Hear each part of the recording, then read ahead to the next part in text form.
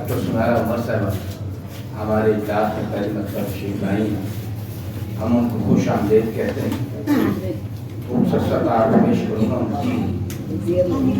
آپ assistant professor ہیں Shalimar college میں. اس کے علاوہ 2023 میں آکسفورڈ یونیورسٹی برطانیہ میں کانفرنس پڑھی. مئی 2025 میں لندن یونیورسٹی میں مابعد نوآبادیاتی مطالعات پر کانفرنس پڑھی. اکتوبر 2025 میں اسٹیٹ یونیورسٹی نیو یارک میں مقالہ پیش کیا. 15 تحقیقی مضامین مختلف علمی جرائد میں شائع ہو چکے ہیں.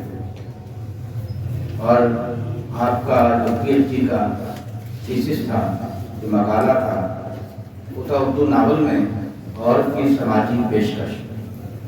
یہ پی ایچ ڈی کا مقالہ تھا. 2021 میں انہوں نے پی ایچ ڈی. تو ہم کو خوش آمدید کہتے ہیں اور درخواست ہے کہ وہ آئیں اور اپنا مضمون پیش کریں. آج جو عنوان ہے لونڈی اور خواص کا تاریخی پس منظر اور اردو ناول. جناب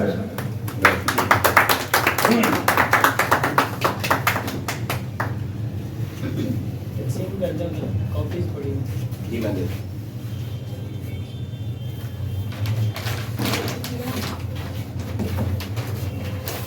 سب سے پہلے میں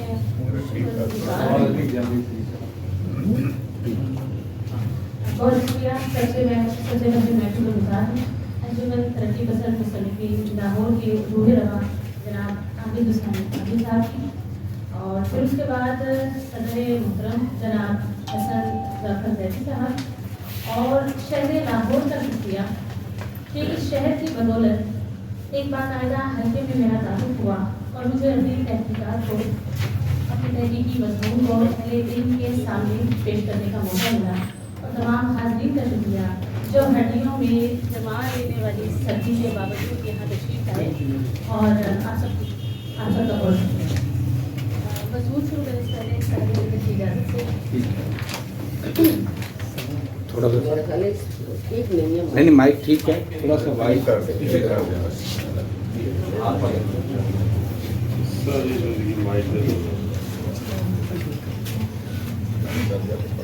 انسانی تاریخ میں غلامی کا ادارہ قدیم زمانے سے ہی مضبوط بنیادوں پر استوار رہا ہے. مذہبی متون اور شاہی قوانین میں بھی ان کے باضابطہ حقوق متعین کیے گئے ہیں. جدید انسانی تہذیب کی ترقی کے ساتھ ہی اس ادارے کی بنیادیں ہلنے لگی، یہاں تک کہ 20ویں صدی کے نصف آخر میں اس مضمون رسم کا کلی خاتمہ ہو گیا. اس مضمون میں اردو ناول میں لونڈیوں کے کردار پر تفصیل سے روشنی ڈالی گئی ہے. پس منظر کے لیے 2 قدیم معاشرتی قوانین اور 2 مذاہب کے متون سے ان کے حقوق و فرائض اور طبقاتی تفریق کو سمجھنے کی کوشش کی گئی ہے. ہماری تحقیق سے یہ بات بھی سامنے آئی ہے کہ طبقاتی نظام میں سب سے نچلی سطح پر ہونے کے باوجود اردو ناولوں میں ان کے کرداروں کو مثبت انداز میں پیش کیا گیا ہے. وفاداری اور بھروسہ مندی کو ان کی اہم صفات قرار دیا گیا. ان ناولوں کے مطالعے سے معلوم ہوتا ہے کہ کمسن لڑکیوں کو اغوا کر کے طوائفوں کے کوٹھے پر طوائف بننے اور طلباء کی کوٹھیوں میں کنیزیں بنانے کے لیے انہیں کم قیمت پر بیچ دیا جاتا تھا. اس کے علاوہ غربت کے مارے بے بس والدین بھی قحط سالی میں پیٹ بھرنے کی خاطر اپنی بیٹیاں بیچ دیا کرتے تھے. شرفا کی حویلیوں میں ان لوڈیوں کی پرورش و پرداخت کی جاتی اور انہیں مختلف درجوں میں تقسیم کیا جاتا. ان کے درجات کے مطابق ہی ان سے خدمات کی جاتی تھی. جوان ہونے پر انہیں خاص کے درجے پر معمور کر دیا جاتا تھا. یہ حرم سرا میں موجود کورٹیسنز کی بجائے زیادہ تر ہینڈ میڈنز یا پرسنل اٹینڈنٹس کی شکل میں نظر آتی ہیں، کیونکہ حرم سرا کی خواتین کو باقاعدہ پیشہ ورانہ تعلیم و تربیت کے ساتھ ساتھ شاہی ادب و آداب سکھائے جاتے تھے. مزید یہ کہ عمرہ اور نوابین کے اسٹیٹس سمبل اور شان و شکوہ کی نمائش کے لیے بھی لونڈیاں بنائی جاتی تھی. نوابین کا اپنی نوازاریوں کے شادیوں کے موقع پر بطور جہیز تحفتاً لونڈیاں پیش کرنے کا رواج بھی ناولوں میں ملتا ہے. انسان کی فطرت میں حکومت قائم کرنے کا سودا سمایا ہوا ہے، اس لیے زمانہ قدیم میں جب فاتح اپنے دشمن پر غالب آ جاتا تو وہ اسے جان سے مار ڈالتا تھا تاکہ دشمن کو کوئی چال چلنے کا موقع نہ مل سکے، یا بہت رحم کرتا تو اسے غلام بنا لیتا تھا۔ بالخصوص عورتیں زیادہ تر رکیاں بنتی تھی تاکہ وہ گھر کا کام کریں اور فاتحین کی خواہش نفسانی بھی ان سے پوری ہو سکے۔ ماضی قریب میں بھی مغلوب دشمنوں سے زراعت کرانے کا رواج عام طور سے پایا جاتا تھا۔ یہ رواج مصر، بابل اور روم وغیرہ کی قدیم اور بڑی سلطنتوں میں بھی پایا جاتا تھا۔ سینکڑوں ہزاروں کی تعداد میں ان کی خرید و فروخت ہوتی تھی۔ دیگر اجناس کی مانند ان کے نرخ مقرر کیے جاتے اور بے انسانی کی بڑی بڑی منڈیاں قائم ہوتی تھی۔ اجناس و مال و مویشی کی مانند انہیں ایک جگہ سے دوسری جگہ منتقل کیا جاتا اور خریدار ان کا بلا شرکت غیر مالک تصور کیا جاتا۔ بازنطینیوں کے دور عروج میں ان پر جبر اور تشدد میں کچھ کمی واقع ہوئی اور لونڈیوں سے نکاح کر لینے کا دستور عام طور سے جاری ہو گیا اور غلاموں کے ساتھ بدسلوکی کرنا ایک جرم قرار پایا جس کی باز کچھ مالک سے ہوتی تھی۔ مختلف اقوام و ملل کے ضابطۂ قوانین یا شریعت میں ان کے حقوق متعین کیے گئے۔ مثلاً بابل الانوا کے حکمران حمورابی نے اپنے ضابطۂ قوانین میں لونڈیوں کے حقوق کو تسلیم کیا ہے کہ ایسی لونڈیاں جو مالک کے خلاف سرکش ہو جائیں یا رہن میں رکھ دی جائیں یا کسی ام البلد کو فروخت کر دیا جائے یا بیوی اپنی لونڈی کو شوہر کو پیش کرے تو اور وہ صاحب اولاد ہو جائے تو اس زمن میں بھی الگ الگ فیصلے سنائے گئے ہیں۔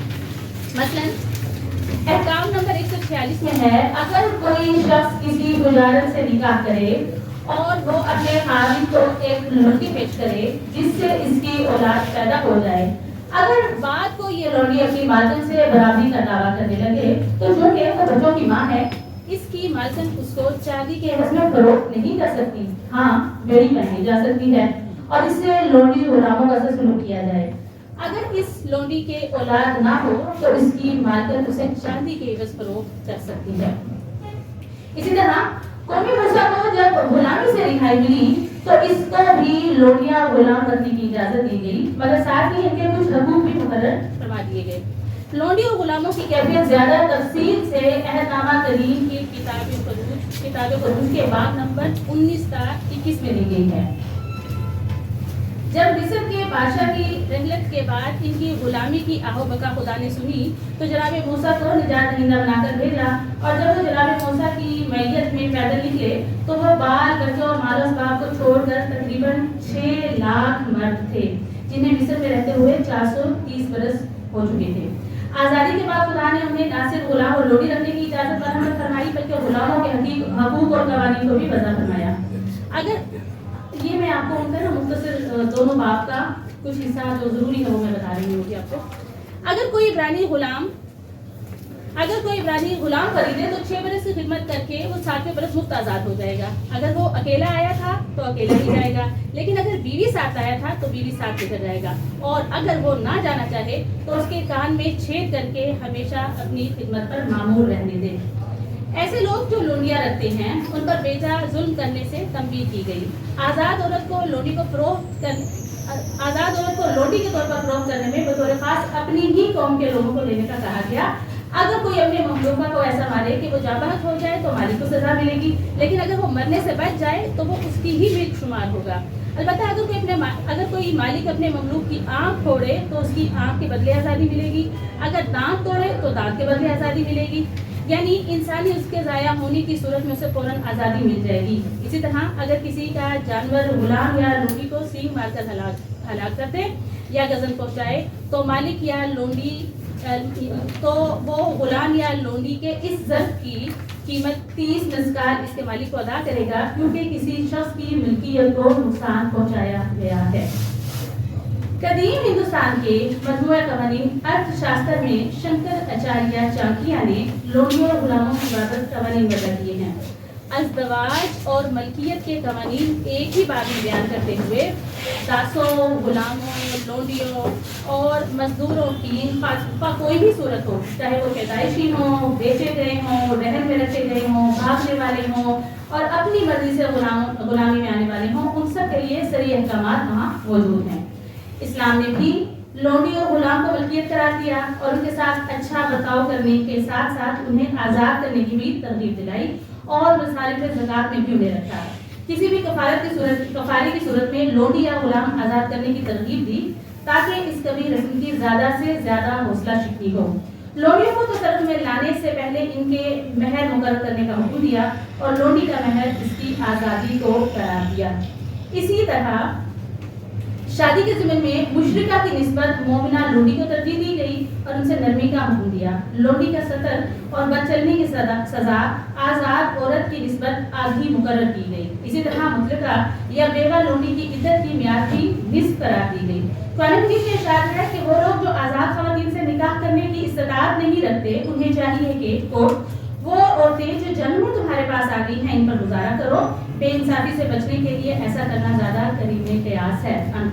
اسی طرح سورہ نور میں ارشاد فرمایا تم میں سے جو مرد عورت بے نکاح ہوں ان کے نکاح کر دو اور اپنے نیک غلام اور لونڈیوں کا بھی۔ مزید آگے فرماتے ہیں اللہ تعالیٰ کہ تمہاری جو لونڈیاں پاک دامن رہنا چاہتی ہیں انہیں دنیا کی زندگی کے فائدے کی غرض سے بدکاری پر مجبور نہ کرو، اور جو مجبور کرے تو اللہ تعالیٰ ان پر جبر کے بعد بخشش کرنے والا، مہربانی فرمانے والا ہے۔ قبل از اسلام حجاز کے مختلف علاقوں سے لونڈی غلام تجارتی غرض سے ارض مقدس لائے اور بیچے جاتے تھے۔ ان سے جسم فروشی کروائی جاتی تھی یا بیچ کر منافع بخش کاروبار کیا جاتا، تحائف کے طور پر بھی پیش کیا جاتا اور بطور صدقہ ورثہ تک بھی منتقل کیا جاتا۔ اگر کوئی غلام کسی خاص کام یا اہم خدمت کے باعث آزادی حاصل کر لیتا تو اسے مولا کہا جاتا۔ غلام یا جنگی قیدی اپنی محنت سے فدیہ ادا کر کے غلامی سے چھٹکارا پا سکتا تھا۔ اس عمل کو مکاتبہ کہا جاتا تھا۔ یہاں پر وہ لکھتے ہیں عرب لونڈیوں سے شادی بھی کر لیتے تھے، ان کی اولاد بھی غلام ہی متصور ہوتی تھی، تا وقت یہ کہ وہ کسی سبب سے متنوع نہ کر لی جائیں۔ اسلامی فتوحات کے نتیجے میں غلاموں اور لونڈیوں کی کثیر تعداد عربوں کے ہاتھ آئی۔ ان کے اسلام قبول کر لینے کی صورت میں انہیں آزاد کیا جانے لگا اور یہ مولا کہلائے جانے لگے۔ ان کا درجہ حر اور غلام کے درمیان شمار ہونے لگا۔ رفتہ رفتہ آزاد شدہ غلاموں یا موالی کا اپنا خاندان بننے لگا۔ جو موالی نہ بن سکے ان کی خرید و فروخت منفعت بخش کاروبار بنا۔ انہیں مختلف ہنرمندیاں سکھا کر ان کے نفعوں میں اضافہ کیا جانے لگا۔ اموی خلفاء کی فتوحات کے نتیجے میں بہت سی غیر ملکی خواتین بطور لونڈیاں ملکیت میں آئیں۔ عرب جنہیں نسلی تفاخر اور نجیب الطرفین ہونے کا بڑا مان تھا، ان لونڈیوں سے بچے پیدا کرنے لگے اور یہ لونڈیاں ام الولد کہلائی جانے لگی، جنہیں شریعت کی روح سے نہ تو بیچا جا سکتا تھا اور نہ ہی غلام سے ان کی شادی کی جا سکتی تھی، کیونکہ ان کا مہر ہی ان کی آزادی قرار پایا تھا۔ ان لونڈیوں کی اولاد مسند خلافت پر متمکن نہیں ہو سکتی تھی۔ باپ کا نام تو اولاد کو مل جاتا تھا مگر وراثت میں تب تک حق تسلیم نہیں کیا جاتا تھا جب تک کہ باپ دادا انہیں وارث کے طور پر تسلیم نہ کر لیں۔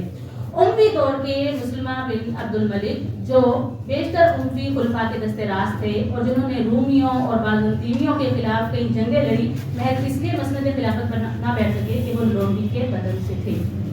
عباسیوں کے دور میں یہ صورتحال بھی بدل گئی۔ خلیفہ کی حرم سرا میں ولی عہد کے لیے جوڑ توڑ اور سازشیں ہونے لگی اور لونڈیوں کی اولادوں کو سریر آرائے سلطنت کرنے کے لیے راستے صاف کیے جانے لگے۔ خلیفہ ہارون رشید کی بیوی زبیدہ اس کی ہم کفو اور عربی نسل بیوی تھی، جس کے بیٹے امین کو بطور خلیفہ نامزد کیا گیا۔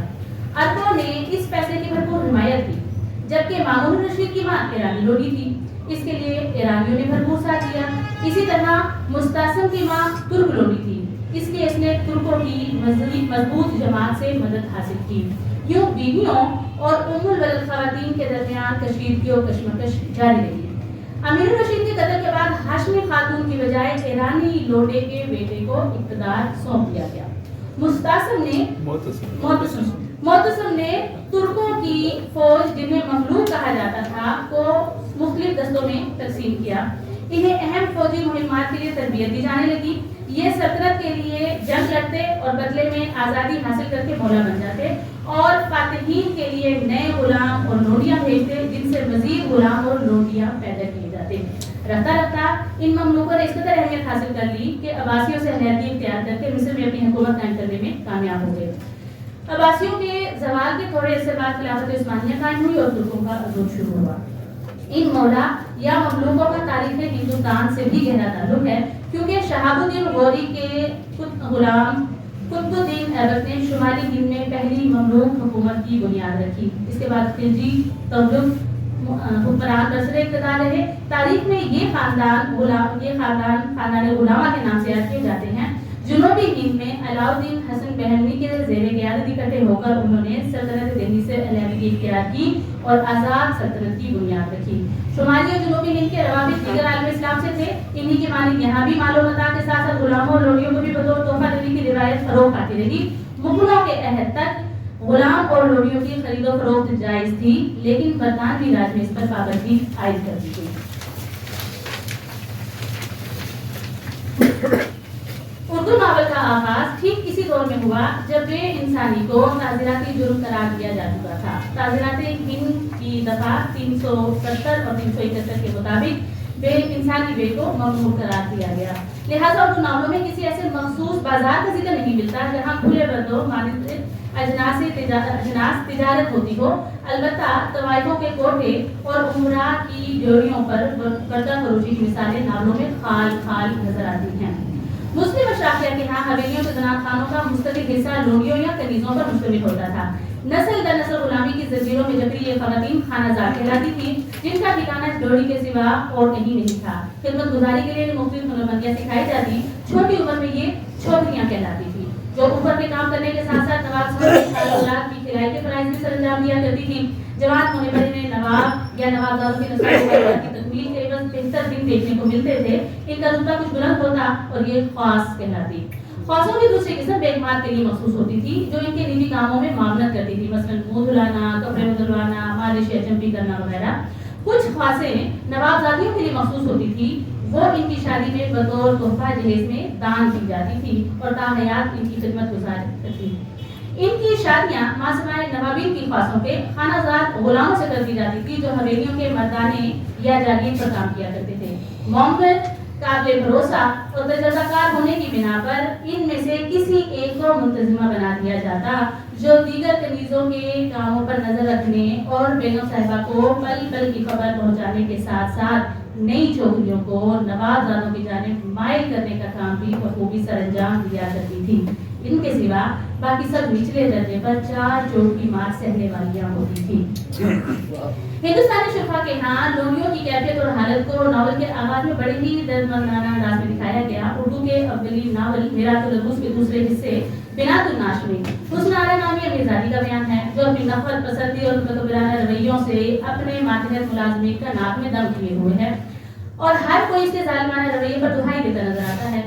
हुस्न आरा को असगरी खानम की शादी में दे दिया जाता है, जहां उस्तानी जी किस्सा गोई की तकनीक आजमाकर इसकी काया कलब कर देती है। कहानी मसीरुल मुल्क नामी हकीम साहब की जोड़ी पर पलने वाली कनीज जाती होशमंद की है, जो अपनी खस्ता हालत में उठती है और आज़ादी की तलबगार है। वो अपने इर्द गिर्द के लोगों पर वोट करती है कि घर में 3 किस्म के आदमी हैं। एक तो बुद्ध धर्म वाले, जिनको सब तरह का आराम और इख्तियार हासिल है। दूसरे नौकर, कि ये लोग घर वालों की टहल और खिदमत तो करते हैं मगर खातिर खास की मजदूरी लेते हैं, और जब कोई नौकरी से नाखुश होता है तो छोड़कर चल देता है। तीसरे हम लोग हैं, जो लोनी गुलाम कहलाते हैं। हमारी मेहनत और मुसीबत की कुछ इंतहा नहीं। होशमंद अपनी हालत का तस्करा अपने ही हम मनसबों से करती है, मगर वो बेचारे भी मार पीट के बाद काम में जोड़ दिए जाने वालों में से थे। होशमंद के आजादाना ख्यालात इसकी हम उम्र नवाजादी नाज परवर को बहुत करते हैं। इसी बात उसे ताने भी सहने पड़ते हैं, मगर आजादी का सौदा उसके दिमाग में समा गया था। तहकीक करने पर उसे मालूम हुआ कि 94 के कहत में इसकी माँ को उसका नाना 2 रोटियों पर बेच गया था। इस वक्त इसकी माँ की उम्र 6-7 वर्ष की थी। जब बड़ी हुई तो हकीम साहब ने किसी अपने गुलाम से निकाह कर दिया। यही होशमंद एक लड़की हुई थी कि माँ बाप मर गए। लड़कियों की खरीद और फरोख्त के लिए अमूमन बाजार हुस्न भी बर्दा फरोशी के अड्डे हुआ करते थे। इसीलिए इन जगहों पर रहने वाली खवातीन को बाजारी भी कहा जाता था, क्योंकि इनके दरवाजे हर किस्म के मर्दों के लिए रात दिन खुले रहते थे। अगवाकार मकबिया बच्चियों को बेचने के लिए इन्हीं बाजारों का रुख किया करते थे। अगवाकारों में मर्द और औरतें दोनों शामिल थे। इंसानी वे में मुलव्विस खवातीन को कुटनिया कहा जाता था। आवामनास के घरों में जाना और साथ बात या हीले बहाने से लड़कियों को लाने में कुटनियों का बड़ा हाथ था। खुद अवध के नवाब शुजाउद्दौला ने कुटनियों को इस्लाम पर मामूल किया हुआ था। बकौल नजमुल गनी रामपुरी, चंद कुटनियां मुकर्रर थी कि जा वजह से खूबसूरत औरतों को तलाश करके हजारों रुपया खर्च करके नवाब साहब के वास्ते लाती। लेकिन अंग्रेजी कानून में नाबालिग बच्चियों की खरीदो फरोख्त को भी जुर्म करार दे दिया गया। फसाने आजाद में ऐसी ही कुटनी से मियां आजाद की मुलाकात होती है, जिससे बताती है कि उसने कई यतीम और लावारिस लड़कियां अपने जेरे कफालत रह रखी हैं। इनकी परवरिश और पर्दात करके और खूब जांच पड़ताल के बाद किसी अच्छे घर में ब्याह देती है, मगर ब्याहने से पहले वो अच्छी तरह इत्मीनान कर लेती है। अगर लड़की रजामंद हो तो ही रुखसत करती है। जब आजाद सनम नामी नौजवान लड़की से पूछता है कि वो कौन है, वो कहाँ से आई है, तो वो कहती है वो खुदा जाने हिंदू के यहाँ जन्म लिया या मुसलमान के घर पैदा हुए। आँख खुलने ना पाई थी कि ये सयाद आ गया। हाँ, इतना ही जानती हूँ कि मुझे लड़कपन के ज़माने में माँ बाप से जुदा किया, मगर कसम लो आबिदा होकर मुझे किसी ने झांक भी दी हो कि माँ कौन थी, बाप कौन था और मैं कहाँ पैदा हुई। मियां आजाद दो अलग अलग बयानात पर मखमसे का शिकार हो जाते हैं। तब अल्लाह रब्बी भटियारी की साहब का हकीकत हाल से आगाह करती है कि कुंदन एक चलता पुर्जा है। वो गरीब गुरबा की मजबूरियों से फायदा उठाना खूब जाती है। किसी की बच्ची को अगवा कर लेती है तो किसी की खरीद लेती है। वो बताती है कि हाल ही में इसने गरीब मोहल्लेदार शरीफ औरत की बेटी का सौदा दबे लफ्जों में किया है और उसको अपने चुंगल में फांस लिया है। शरीफ औरत कपड़े सिलाई करके मेहनत से अपनी कमसिन बेटी और अंधे शोहर का पेट पालती है। इसने मजबूरन खातून को बातों में लुभाकर मना लिया है कि हम इस बेटी को अपनी गोद में बिठाएंगे, अपनी लड़की बनाएंगे, इसमें तुम्हारी भी मुसीबत दूर हो जाएगी और लड़की भी ठिकाने से रहेगी। दर से दर मिला हुआ है, चाहे दिन में चाहे 1000 बार अपने बच्चे को देख लो, कोई मुश्किल बात नहीं। नाबालिग बच्चों के अगवा किए जाने और बेचे जाने का जिक्र उमराव जानदार में भी है। यहाँ दिलावर खान और करीम बख्श ने बिलतरतीब अमीरन और रामदेई को अगवा किया। अमीरन के नसीब में खानन का कोठा, जबकि रामदेई की किस्मत में नवाब उम्दतुन्निसा बेगम की कोठी आई। मौका मिलने पर खानन की नौजियां बशमूल उमराव और खुशीर खानन साहब की कैद से फरार हो जाती हैं, जबकि 12 साल रामदेई 16 बरस के नवाब सुल्तान के पास बनकर आसूदा और पाइज़ जिंदगी बसर करती है। तो बोल रामदेई को नवाब साहब को खुदा सलामत रखे, जिनकी बदौलत मैं बेगम साहब बनी हुई हूँ और चैन करती हूँ। नवाब साहब मुझे इसी तरह चाहते हैं जैसे वे अपने सहरे जलवे की बीवी को चाहता है। कहर के हाथों मजबूर होकर लड़कियां फरोख्त करने का अमल भी उर्दू के कई नावलों में सरसरी तौर पर मज़कूर हुआ है। उमराव जानदार की मिसाल ले लीजिए। उमराव ने आबादी नामी एक नाबालिग बच्ची खरीदी। मिर्जा रुस्वा के इस्तफसार पर बताती है कि जी हाँ, 1 रुपए को माँ बेच दी थी, 3 दिन के फाके से थी, मैंने रोटी खिलाई और 1 रुपया दिया। मिर्जा साहब, मुझे बड़ा तरस मालूम होता है, मैंने तो कहा था कि तू मेरे पास रह, मगर ना रही। कई दफा आई, लड़की को देखा, देख के बहुत खुश हुई, मुझको दुआएं भी देती थी। साल में 1-2 मरतबा जाया करती थी, मुझसे भी जो कुछ हो सकता था सुलूक करती थी। अब कई बरस से नहीं आई, खुदा जाने जीती है ये मर गई। कहर और भूखमरी में ऐसी ही सूरत हाल से ना फायदा उठाते हुए अंजाम ऐश के मियां छोटू और उसकी सगी बहन रहीमन ने वहीद जात को खरीदा ताकि उसे रस्म मौसीकी की तालीम देकर कमाई का जरिया बनाया जा सके। रहीमन वहीदन को अपनी बेटी बताती थी, मगर इर्द के सभी लोग इसके बारे में कभी शुमार करते थे कि 25 के काल ने इस खूबसूरत बच्ची को इसके शरीफ माँ बाप से अलग कर दिया था। मियां छोटू और रहीमन ने काल में बच्ची के मियां छोटू और रहीमन ने काल में बच्ची के माँ बापों को लालच देकर खरीदा और उसको घर के लिए कसरत पर लगा दिया। वहीदन को वहीद जान बनाने की भरपूर कोशिशें की जा रही हैं। उसे कमीजदारी, बनावट, लगावट और छल खरीद की बातें सिखाई जा रही हैं ताकि दोनों बहन भाई वहीद जान की कमाई पर ऐश कर सके। मुंशी सज्जाद हुसैन के नावल तरह लोडी में भी कहर की सूरत हाल को तफसीलन बयान किया गया है।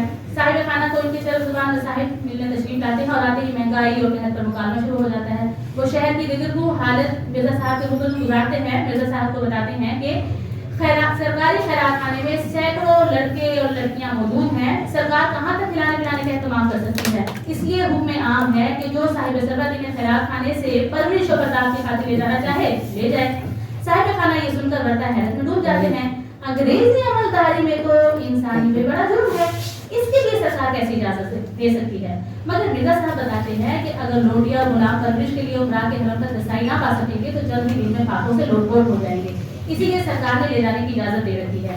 نواب صاحب کی بیگم نے جب گلی گلی یہ بات سنی تو نواب صاحب کے گھر پہ ہو گئی کہ انہیں بھی خیرات خانے سے لونڈی اور غلام خرید کر دیے ہیں۔ نواب صاحب ڈانٹتے رہے کہ نوکر بھلے آزاد ہی بھلے، جب جی چاہا کام پہ لگایا، جب جی سے اترا چلتا گیا، وہ عمر بھر کا روگ نہیں پالنا چاہتے تھے، مگر بیوی کے سامنے ایک نہ چلی۔ آخر ان کی ضد برقرار رہی کہ صاف رنگت، شڈول نقشے اور نقص سے درست لوٹی چاہیے۔ آخر میں چرد زبان صاحب کی بدولت اوپر کے کام کے لیے نجبنیا نامی کنیز اور منو میاں کو کھلانے کے لیے خدا بخش نام کا غلام ملا، بنا کسی لکھت پڑھت کے 20 روپے میں خرید کر گھر لے آئے اور ساتھ ہی خبردار کر دیا کہ ان بچوں کے ساتھ زیادتی اور ظلم کی برداشت نہیں کی جائے گی، اربوں کی طرح حسن سلوک اور نرم روی اختیار کی جائے گی، اگر ان کے کہنے میں سرے منہ پر کایا تو اسی دن آزاد کر دیے جائیں گے، کیونکہ مالکوں کے ظلم و ستم سے ہی تنگ آ کر لوٹی غلام مالکوں کو ضد کرنے کی ٹھان لیتے ہیں۔ بیگم صاحب اور ان کی مولانا دونوں ہی بچوں کی شکل و صورت دیکھ کر خوش ہوتی ہیں، ساتھ ہی اس بات پر بھی شکر ادا کرتی ہیں کہ دونوں ہی مسلمانوں کے بچے نکلے، نہیں تو کوئی لودھا، کوئی پاسی، کوئی اہیر، یہی سب کو ملتے ہیں۔ ابھی تک یہ بیگم کے ہاں 5 بچے آئے تھے، سب نیچ قوم کے۔ بابر صاحب نے بڑی توجہ سے ایک لڑکی چکر لڑکی منگوائی۔ مغلانی کے جملے سے اندازہ ہوتا ہے کہ بھوک مری اور کال میں جب اولاد آدم پر زندگی تنگ ہو جاتی ہے، شرفا کو اس بات کا خیال رہتا ہے کہ لوڈی یا غلام نیچ قوم بدصورت یا شیر خوار نہ آئے کہ کہیں انہی کی دیکھ ریکھ، تربیت اور کمانداری پر معمور ہونا پڑے۔ ناول سیرے دلبرا میں سندری کے اغوا ہونے پر تھانے میں رپورٹ درج کرائی جاتی ہے، اس کے ساتھ ساتھ شہر اور دیہات میں رٹیوں، کسبیوں، پھانسیوں اور لاشوں کی جامعت خانہ تلاش کرائی جاتی ہے، کیونکہ ڈاکو انہی جگہوں پر نابالغ بچیوں کو بیچ دیا کرتے تھے، انہی کی پرورش کر کے اپنا برا پیشہ سکھاتی ہیں۔ یہاں یہ بات بھی واضح ہوتی ہے کہ طوائفوں کا چونکہ پیشہ ہی ایک ہے، اس لیے اتنا زیادہ سختی نہیں تھی یا حکام کی جانب سے اغماس برتا جاتا تھا۔ ایک کردار تعصب بھرے لہجے میں کہتا ہے کہ صاحب خانہ معلوم نہیں سرکار نے رڈیوں کو جرائم پیشہ لوگوں میں کیوں شمار نہیں کیا، یہ تو صاف صاف جرائم پیشہ ہے۔ نابالغ لڑکیوں کو مول لے کر بری تعلیم کر کے ان سے روپیہ ٹپکاتی ہیں، آدمیوں کو مول لینا تو دوسرا جرم ہے۔ خود سرکار نے اس کے سالی میں سینکڑوں لوارث لڑکیاں رنڈیوں کو دے دی اور ہزاروں انہوں نے خود مول لی، اب سب وہی پیشہ کرتی ہیں، قریب وہ سب چھوٹی سی عمر میں رجبر رنڈی بنا دی گئی ہیں۔ اس ناول میں کردار کی زبانی معلوم ہوتا ہے کہ قحط سالی کے دوران میں بڑے پیمانے پر انسانی جان تلف ہو، اس سے بچنے کی خاطر عام لوگوں کو بحکم سرکار کو دوسری اجازت دی جاتی تھی، لیکن بعض اوقات بے انتہا مجبوری میں خود والدین ہی اپنے لگتے بگڑ کو کسی دوسرے کی ملک بنا دیتے تھے۔ مثلا ناول آسما میں ایک لونڈی نے اپنی آبیدی کے دردناک انداز میں بیان کیا۔ ناول میں زمینداروں اور ساہوکاروں کو غریب کسانوں کا لہو پیتے اور ان کی کڑی محنت کا ناجائز فائدہ اٹھاتے ہوئے دکھایا گیا ہے۔ سود اور قرض کے جال میں پھنس کر غریب بیوہ کسان اپنی لگتے جگر کو فروخت کر دیتی ہے۔ میرا بھائی کہتا تھا کہ نائب نے میری ماں کو اس کے سلے میں ایک ساڑی، چولی اور کچھ روپے دیے اور ساتھ ہی یہ بھی تاکید کی کہ اس گاؤں سے چلی جائے، اگر میری ماں خوشی اور غم کے متضاد جذبات سے مخلوط مجھے وہاں چھوڑ کر چلی گئی۔ خوشی اس کی کہ وہ ایک جان کی پرورش کی ذمہ داریوں سے چھوٹ گئی۔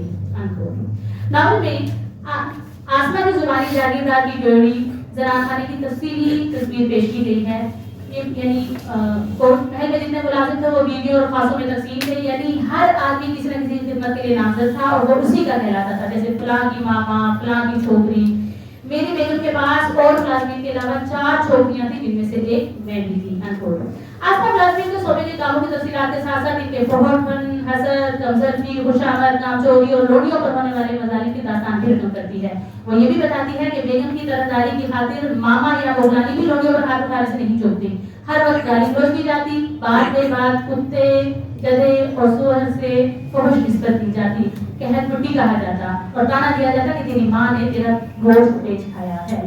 اللہ بازی صاحبزادے جب کسی لوڈی کی جانب جھکاؤ یا میلان اختیار کرتے تو دیگر لوڈیاں حسد میں مبتلا ہو جاتی، کیونکہ اس کی حیثیت ایک دم باقی لوڈیوں کی نسبت بلند ہو جاتی۔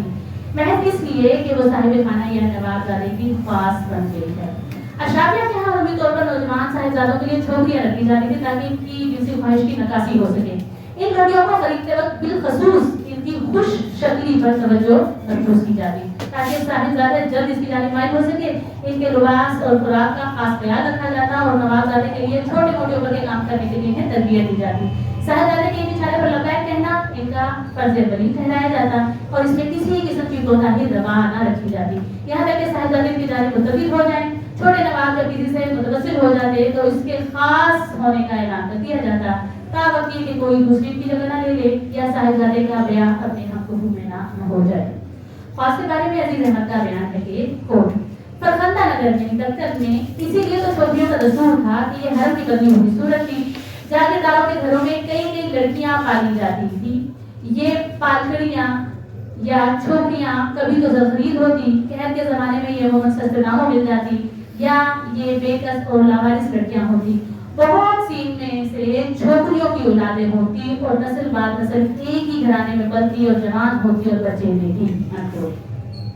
ایسی بلندی ایسی بستی میں خورشید زمانی کا کردار بہت اہم ہے جو متکبر شیخی باز اور حاسد ہے۔ اپنی ہم چشموں میں مقام و مرتبے کو بلند کرنے کی خاطر وہ اپنی انگریزی تربیت کو پیچھے چھوڑ دیتی ہے اور اپنے بگڑے نوابزادوں کے لیے شرفا کے رواج کے مطابق چھوکریاں خریدنے کا اہتمام کرتی ہے تاکہ جاگیرداروں میں اس کا مرتبہ کم نہ ہونے پائے۔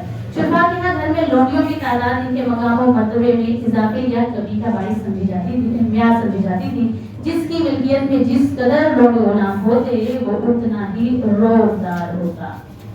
بھوکمری یا کال پڑنے پر غریب ماں باپ کس دل سے اپنی لڑکیاں عمرہ کے حوالے کرتے تھے، اس کی ایک جھلک کہتے بنگال کے پس منظر میں لکھے جانے والے ناول کونے دلت ہونے تک میں دکھائی گئی ہے۔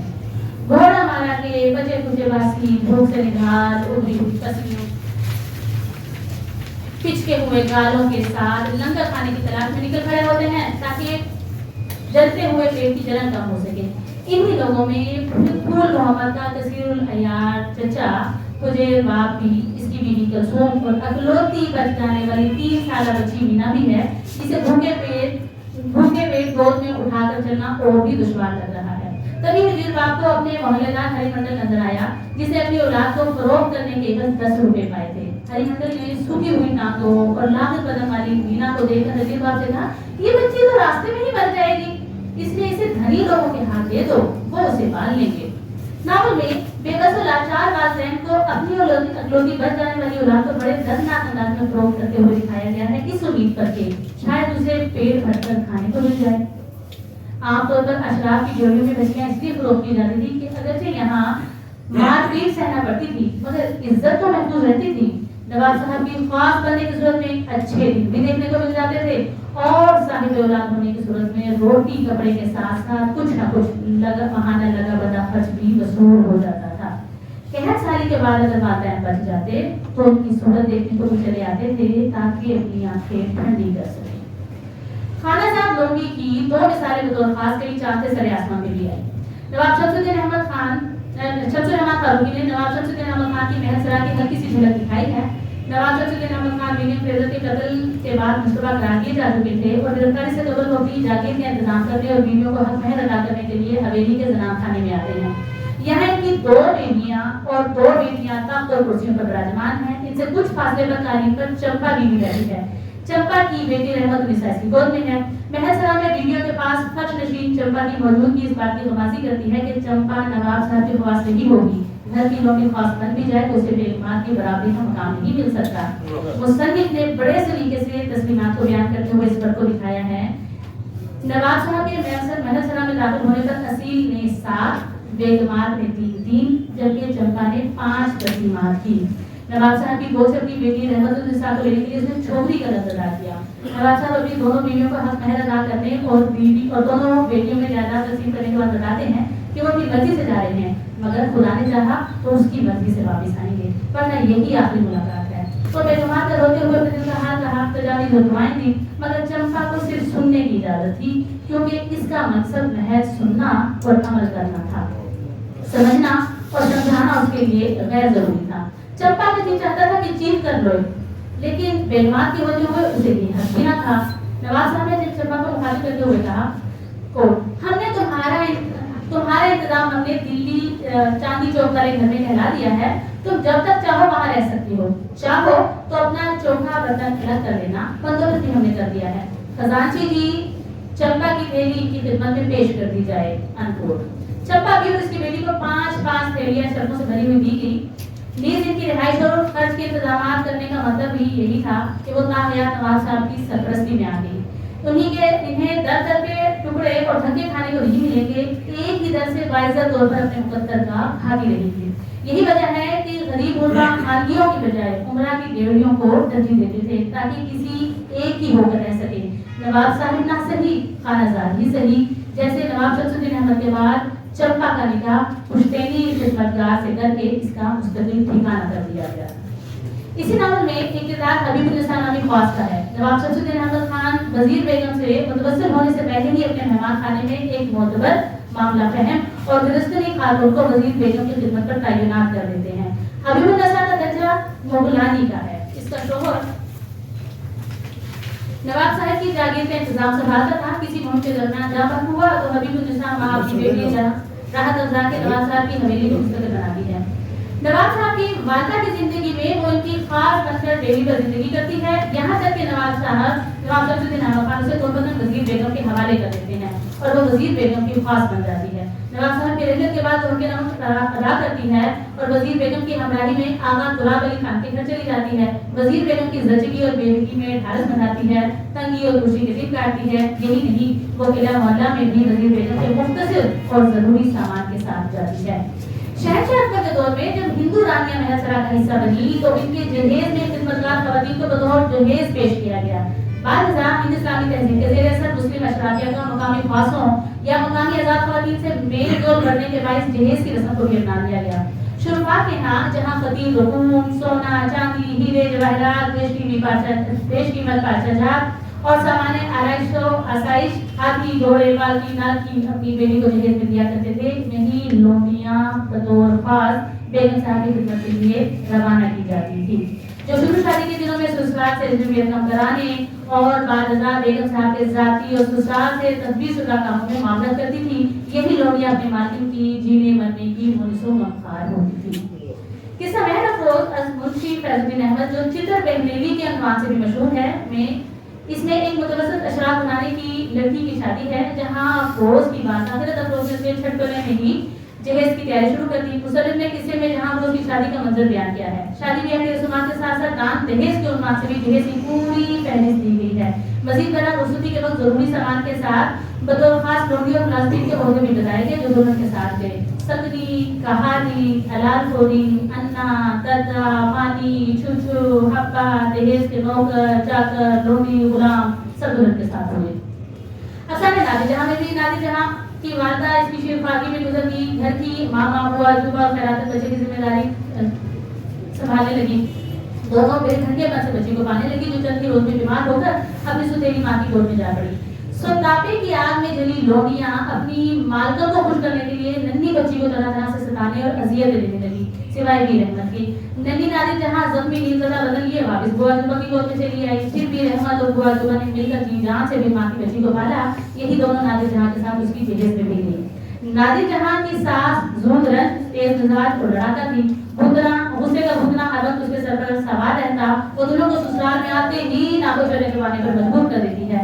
नादिर जहां की सास की बदसलूकी को धमकों से बर्दाश्त करती है, उसके साथ ही वो बुआ जुबा और रहमत को भी बर्दाश्त करती है कि सास के साथ किसी किस्म की गुस्ताखी ना होने पाए। आंगन में भी ऐसी सूरत हाल देखने को मिलती है जब बेगम साहब का रोज़गार खत्म हो चुका, सुहाग उठ चुका, कुछ बीमारी के बायस आजिज़ और आपके दमों पर है, मगर वफादार लोटी दादी बुआ करीमन अपनी मालिक की ज़िम्मेदारी और गुजारी को हर वक्त मौजूद है। बड़ी हुई को दमे का बंद है, पुराने सब में भी उठाए हैं। चल चलाओ की इस घड़ी में अगर कोई वक्त बे वक्त इसकी आहट पर मुस्तैद सच्चे खैर था और बेलौस के तकरार है तो वो करीमन बुआ ही है। बड़ी अम्मा के इंतकाल के बाद घर के तमाम काम करने के बाद करीमन बुआ अपनी मालिक की रूह के सारे सवाब की खातिर बिला नागा कुरान पढ़ा करती। करीमन बुआ ने मालिक से हक़ वफादारी यूं भी अदा किया कि सारी जिंदगी इसरार मियां से शदीद नफरत थी। इसरार मियां अगरचे बड़े नवाब साहब के नुक्ते से थे, मगर वलिदुज़्ज़ना थे। बड़े नवाब साहब की मालिकन पर दाश्ता की सूरत में सौत ले आए थे। मालिकन को सौत बर्दाश्त थी न इसकी औलाद। यूं हयात इसरार मियां डोरी पर पड़ते रहे और कभी भी मत हुआ की झिड़कियां ताने और तशनी को खामोशी से सहते रहे। वो उस गुनाह की सजा पाते रहे जो कभी इनसे सजा हुआ ही न था। इसरार मियां से बदसलूकी दरअसल मालकन से वफादारी के जुमरे में आती है। यही वजह है कि मालकन की वफात के बाद जबकि वो आजाद हो चुकी हैं, इसी डोरे पर मुस्तकिल रहती हैं और कभी गलती से भी इसरार मियां से नरम लहजे में बात नहीं करती कि वो वादा नमक हरामी शुमार हो। ये तमाम तहकीक वाज़ेह करती है कि उर्दू नावल में लोडी का किरदार महज एक घरेलू मामूल या सानसी नस्वानी वजूद नहीं बल्कि मुकम्मल समाजी इदारे इन सोशल इंस्टीट्यूट की अलामत के तौर पर सामने आता है। इन किरदारों के जरिए सोशल डिफरेंशिएशन, जागीरदाराना ताकत के मज़ाहिर, सिंफी इस्तेसाल और माशी मजबूरियों से जन्म लेने वाले समाजी रवैयों को निहायत फिक्री अंदाज में पेश किया गया है। लोडियों की वफादारी, अतात और कुर्बानी को एक काबिल कदर वस्फ के तौर पर पेश करना दरअसल उस समाजी ढांचे की सोशल स्ट्रक्चर की अक्कासी है जिसमें फर्द की कदर व कीमत इसकी जाती ख्वाहिश के बजाय इसकी अफादियत और ताबेदारी से मुतय्यन होती थी। मजीद बना लोडियों की नस्ल दर नस्ल मौजूदगी की तरीक़ों को और उन्हें मुख्तलिफ किरदारों में ढालने का अमल उस हद के माशरती और अखलाकी तस्वुरात को वाज़ेह करता है जहाँ औरत का वजूद एक कम्युनिटी के तौर पर देखा जाता था। नवाबी और उमरा के लिए लोडियों की कसरत ना सिर्फ ज़ाती आजमाइश बल्कि समाजी वक़ार और तबक़ाती बर्तरी की भी अलामत थी। जबकि जहेज में लोडियों की शमूलियत औरत के दरमियान मौजूद दाखिली तबक़ाती तफरीक यानी क्लास स्ट्रेटिफिकेशन को मज़ीद मुस्तहकम करती थी। यूं उर्दू नावल में लोडियों की पेशकश एक तरफ जागीरदाना समाज की इक़दार, रस्मियात और ताकत के तवाज़ुन को उजागर करती है तो दूसरी जानिब ये किरदार खामोश, मज़ाहमत, महरूमी और महदूद खुदमुख्तारी की अलामत बनकर उभरती है। इसी तनाजुर में लोडी का तस्वुर महज तारीखी हकीकत नहीं बल्कि एक ऐसी अलामत है जिसके जरिए उर्दू फिक्शन में औरत, ताकत और समाज के बाहमी ताल्लुकात को समझने में मदद मिलती है और यही पहलू इस मौजू को अदबी और समाजी तहकीक के लिए अहम बना देता है। आप सबकी समाजों का बहुत शुक्रिया।